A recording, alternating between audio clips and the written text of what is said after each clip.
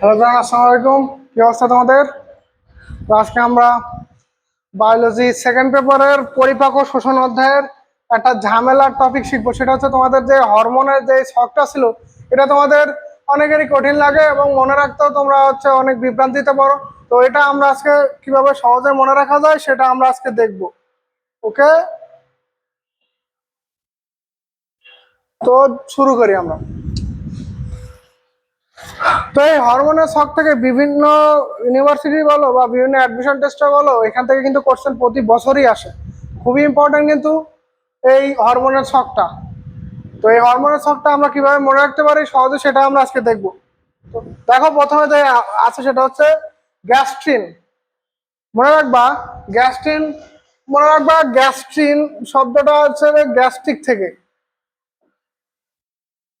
Gastric থেকে gastric থেকে gastric আমাদের কোথায় হয়? গ্যাস্ট্রিকের সমস্যা আমাদের তো পাকস্থলিতে হয়।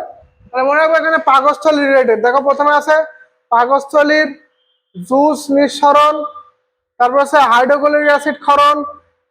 হাইড্রোক্লোরিক অ্যাসিড তো আমাদের পাকস্থলীতে ক্ষরণ হবে, এটা তো আমাদের ক্ষুদ্রান্তে ক্ষরণ হবে না। দেখো, তারপরে আছে পাকস্থলী ক্ষুদ্রান্তের কোলনের আন্ত আবরণীর স্বাভাবিক বৃদ্ধি। তাহলে দেখো, গ্যাস্ট্রিন, গ্যাস্ট্রিন গতে, মনে রাখবা গ্যাস্ট্রিকের প্রবলেম কোথায়? আমাদের স্টমাকে হয়। তাহলে এখানে পাকস্থলী রিলেটেড অনেক কিছু হবা। এখানে দেখো গ্যাস্ট্রিক জুস কোথায় তৈরি হয়? গ্যাস্ট্রিক জুস, আবার সেই গ্যাস্ট্রিক, গ্যাস্ট্রিক আবার সেই গ্যাস্ট্রিক কথাটা আসছে কিন্তু। তাহলে গ্যাস্ট্রিক কথাটা যেহেতু আসছে, তাহলে এটা ওই গ্যাস্ট্রিন হরমোনের কাজ, এটা খুবই মনে রাখবা। আর এটা তো গ্যাস্ট্রিন, এটা তো পাকস্থলী রিলেটেড, তাহলে এখান থেকে পাকস্থলীর থেকেই তো তৈরি হবে, এটা পাকস্থলীর বাইরে থেকে তো আর তৈরি হবে না। তাহলে এটা মনে রাখবা। ডান।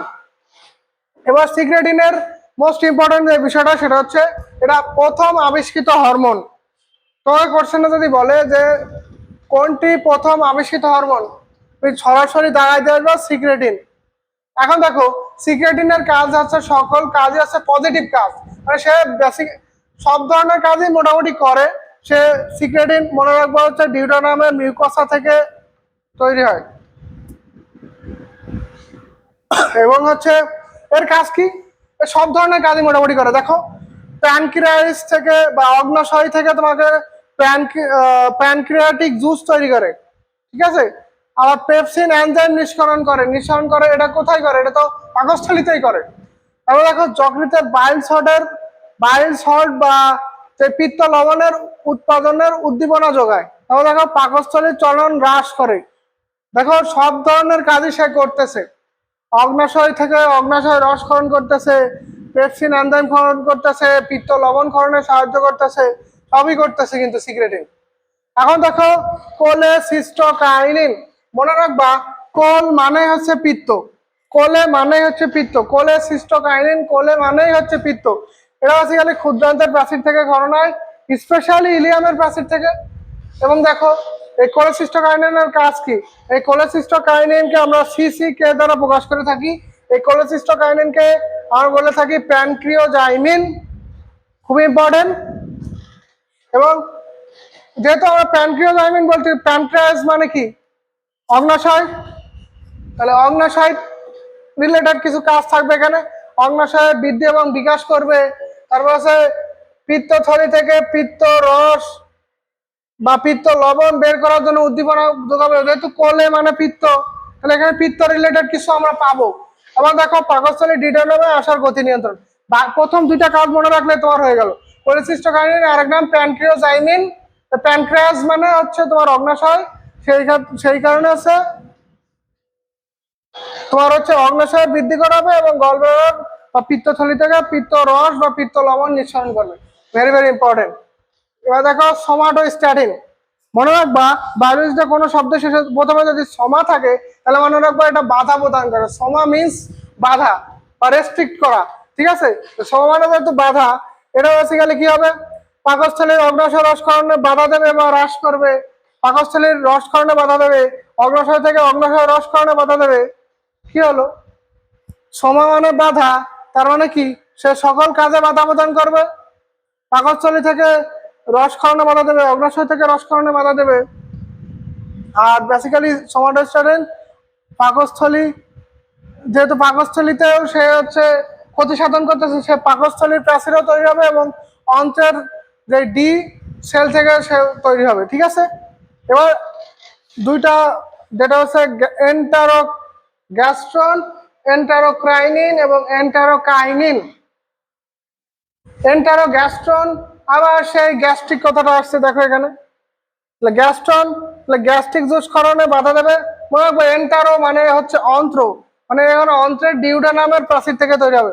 এই এন্টারোক্রাইনিনের আরেক নাম হচ্ছে gastric inhibitory peptide. Inhibitory peptide, inhibition মানে হচ্ছে বাধা দেওয়া, তাহলে এখানে ওই বাধা দেওয়ার কাজই করবে। তাহলে আমরা কি দেখলাম, সোমাটোস্ট্যাটিন এবং হচ্ছে সিক্রেটিন, এই দুইটার কাজ কিন্তু একেবারে বিপরীত। কিন্তু দেখো সোমাটোস্ট্যাটিনের কাজ কি ছিল, এটা বেসিক্যালি সব ধরনের ক্ষরণ হ্রাস করতেছে। সোমা মানে বাধা দেওয়া, এবং সোমাটোস্ট্যাটিন পাকস্থলীর যে রস ক্ষরণের বাধা দিচ্ছিল, অগ্ন্যাশয় রস ক্ষরণের বাধা দিচ্ছিল। তারপরে দেখো এন্টারোগ্যাস্ট্রনের আরেক নাম কি ছিল, গ্যাস্ট্রিক ইনহিবিটরি পেপটাইড, ইনহিবিশন মানে বাধা দেওয়া। তাহলে এখানেও কি করবে, গ্যাস্ট্রিক জুস ক্ষরণে বাধা দেবে এবং ইনসুলিন ক্ষরণের সূচনা ঘটাবে। খুবই ইম্পর্টেন্ট, এটা মোস্ট ইম্পর্টেন্ট এখানে। এবার আসো এন্টারোকাইনেস, এটা খুব ইম্পর্টেন্ট। এন্টারোকাইনেসটা কি, এটা বেসিক্যালি ট্রিপসিনোজেনকে সক্রিয় করে।